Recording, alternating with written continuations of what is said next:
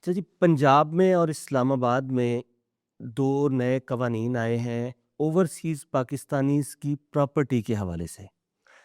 अब पंजाब में पर्टिकुलरली किसी ओवरसीज़ पाकिस्तानी का अगर प्रॉपर्टी का इश्यू है पंजाब में और वो ओवरसीज़ है, तो उसका उसका जो केस है वो इस स्पेशल ओवरसीज़ पाकिस्तानीज़ कोर्ट में ही जाएगा और इसके अंदर बेशुमार फ़ायदे दिए गए हैं ओवरसीज़ पाकिस्तानीज़ को कि जो इश्यूज़ थे ओवरसीज़ पाकिस्तानीज़ के, वो इस कानून के तहत ये जो स्पेशल अदालतें बनाई गई हैं, इन स्पेशल अदालतों में इन सारे इश्यूज़ को एड्रेस करके अब ओवरसीज़ पाकिस्तानीज़ के प्रॉपर्टीज़ को प्रोटेक्शन के लिए, उनके तहफ़्फ़ुज़ के लिए और उनके मुकद्दमात को जल्दी ख़त्म करने के लिए, जल्द फ़ैसला करने के लिए ये नई अदालतें बनाई गई हैं पंजाब के अंदर। अच्छा, ये जो स्पेशल कोर्ट्स हैं ओवरसीज़ पाकिस्तानीज़ की, इनका जो केस चलेगा, जो ये स्पेशल कोर्ट होगी, इसका जज या सेशन जज होगा या एट लीस्ट एडिशनल सेशन जज होगा।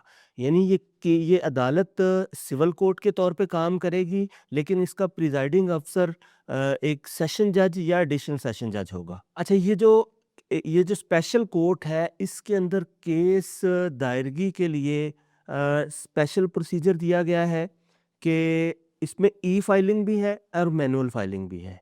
ई-फाइलिंग के लिए हाई कोर्ट ने अभी रूल्स बनाने हैं, वो अभी रूल्स बने नहीं, लेकिन करंटली जो कन्वेंशनल वे था, उसी तरीके से ही एक पिटीशन की शेप में केस दायर कर दिया जाएगा मुतलका स्पेशल अदालत के अंदर। अच्छा, इस जो केस आपने फाइल करना है स्पेशल कोर्ट का, इस स्पेशल कोर्ट के अंदर आपकी प्रॉपर्टी से रिलेटेड जितने भी आपके पास इंफॉर्मेशन है, वो आपने इस केस के अंदर लिख देनी है।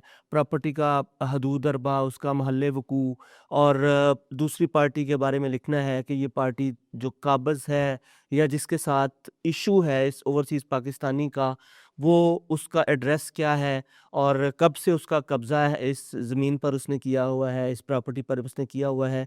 ये जितनी भी सारी इन्फॉर्मेशन है, वो सारी की सारी इस पिटीशन के अंदर लिख के तो फिर ये स्पेशल कोर्ट के अंदर ये केस फाइल कर दिया जाएगा। अच्छा, इन अदालतों में इस स्पेशल कोर्ट के अंदर दोनों तरफ या दोनों या कोई एक पार्टी अगर ओवरसीज़ है, यानी ओवरसीज़ आप समझते हैं कि ओवरसीज़ जो बाहर पाकिस्तान से बाहर का रहायशी है, जो किसी भी मकसद के लिए, काम के लिए या किसी तरह से वो पाकिस्तान से बाहर इस वक़्त मुक़ीम है, वो ओवरसीज़ पाकिस्तानी की प्रॉपर्टी अगर दोनों पार्टीज़ में वो चाहे उसने केस डिफेंड करना है या उसने केस फाइल करना है, तो वो उसका ओवरसीज़ होना ज़रूरी है।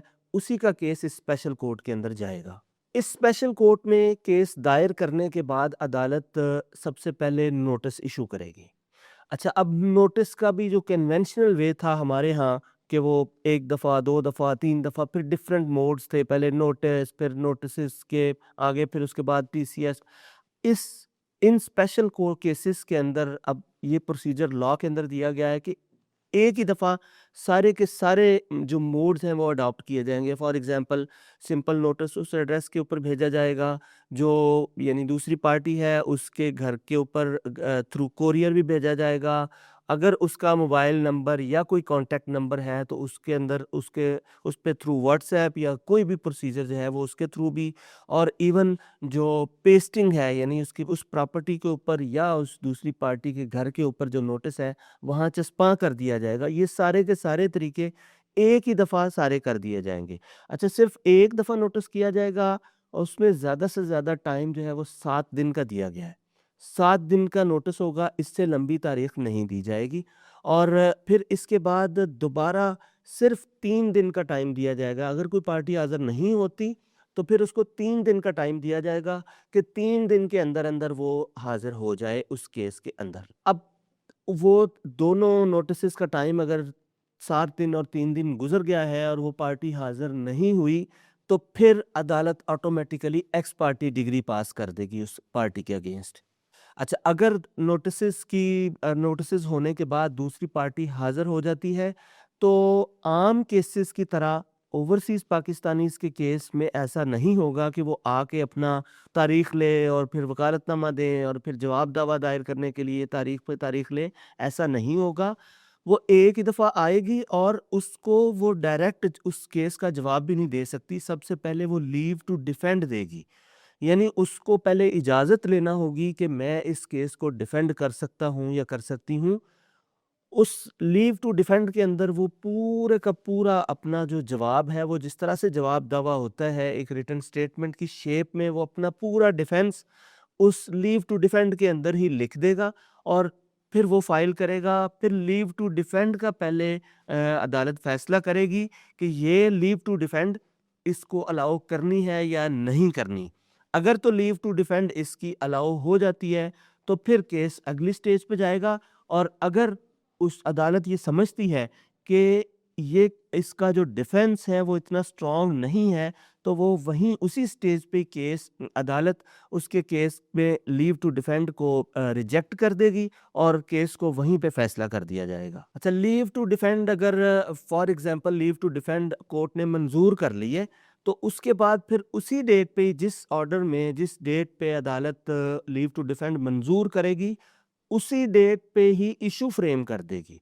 यानी तनकीहात वज़ा कर देगी कि इस केस के अंदर होना क्या है, क्या इश्यूज़ डिसाइड करने हैं अदालत ने इसमें। अब नेक्स्ट स्टेज पे इसकी एविडेंस होगी। एविडेंस में ये थ्रू वीडियो लिंक भी हो सकती है। अच्छा, इसमें एक चीज़ ये रखी गई है कि जब आपने लीव टू डिफेंड उसने देनी है, उसके साथ ही उसने जो अपने एफिडेविट दिए होंगे, इवन पिटिशनर ने जो केस दायर करने वाला है उसने भी और जवाब देने वाले ने भी जो एफिडेविट साथ दाखिल करना है अपने जवाब के साथ या पिटिशन के साथ, वही उसका एग्जामिनेशन इन चीफ होगा। उसी को ही एक मतलब उसकी स्टेटमेंट समझा जाएगा एज अ एविडेंस। अच्छा, अब जब इसकी एविडेंस कंप्लीट हो जाएगी, एविडेंस में भी ज़्यादा टाइम नहीं दिया जाएगा, इस पे कोई एडजमेंट नहीं दी जाएगी।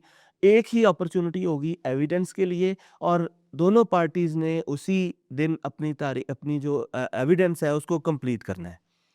अब इस केस का जो फैसला है, शहादत मुकम्मल होने के बाद इस केस का फैसला 90 दिन के अंदर-अंदर, जैसे ही लीव टू डिफेंड जिस जिस डेट को लीव टू डिफेंड डिसाइड की अदालत ने, उस दिन से लेके 90 दिन के अंदर-अंदर अदालत ने इस केस का फैसला करना है। अच्छा, इस केस में जो आम तारीखें होती हैं, जो एडजर्नमेंट दी जाती है, वो एडजर्नमेंट ज़्यादा से ज़्यादा 7 दिन की दी जाएगी। 7 दिन से ज़्यादा इस केस को एडजर्न नहीं किया जाएगा। मकसद ये है कि इस केस को जल्दी से जल्दी फैसला किया जा सके। अच्छा, अगर अब एक डिग्री पास होगी अदालत की तरफ से, दोनों में से कोई एक पार्टी अगर इस केस की अपील में जाना चाहती है, तो इसकी अपील डायरेक्ट हाई कोर्ट में होगी और 15 दिन के अंदर-अंदर, इसमें सिर्फ 15 दिन का टाइम है डिग्री पास होने के बाद, 15 दिन के अंदर-अंदर इसकी अपील हाई कोर्ट के अंदर फाइल की जाएगी। अच्छा, हाई कोर्ट अब क्या करेगा? हाई कोर्ट में अगर अपील आई है और जजमेंट जिस जजमेंट के अगेंस्ट,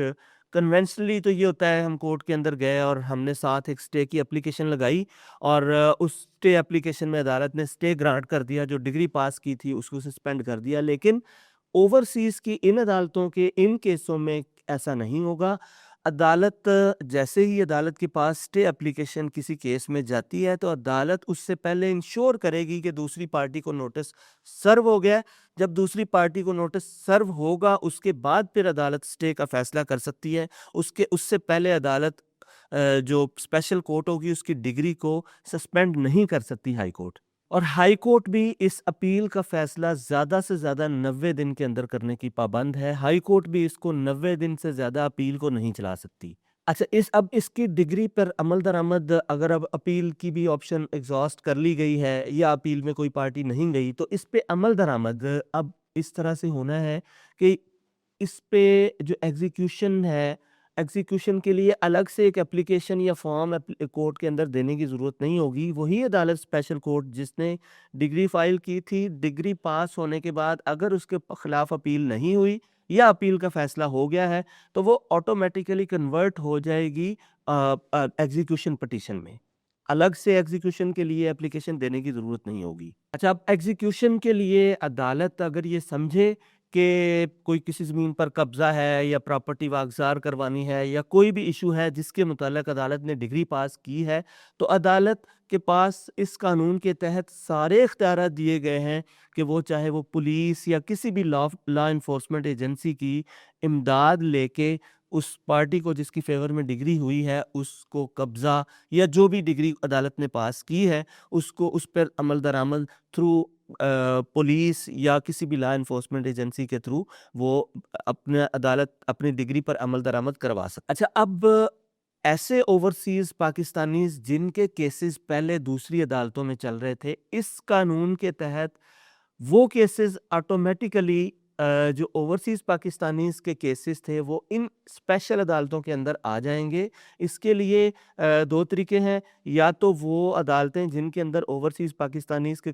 केसेस चल रहे हैं, या वो सिविल अदालतें जिनके पास डेज़िग्नेटेड थे ये केसेस ओवरसीज़ पाकिस्तानीज़ के, वो ऑटोमेटिकली ट्रांसफ़र कर देंगे इन स्पेशल कोर्ट्स के अंदर, या फिर जो ओवरसीज़ पाकिस्तानीज़ हैं वो एप्लीकेशन दे के भी अपना केस इस स्पेशल कोर्ट में ट्रांसफ़र करवा सकते हैं। अच्छा, ये अब अगर इस स्पेशल कोर्ट के अंदर किसी प्रॉपर्टी के अगेंस्ट एक केस फाइल किया गया है किसी ओवरसीज़ पाकिस्तानी की तरफ से, तो इस कानून के तहत जब अदालत नोटिस जारी कर देगी दूसरी पार्टी को, उसके बाद इस केस से रिलेटेड जो भी प्रॉपर्टी होगी उसको सेल या रेंट आउट या किसी दूसरे के नाम मुंतकिल नहीं किया जा सकता। ये प्रॉपर्टी तब तक जब तक इस केस का फैसला नहीं हो जाता, तब तक इसको आगे किसी दूसरे फ़र्द को मुंतकिल नहीं किया जा सकेगा।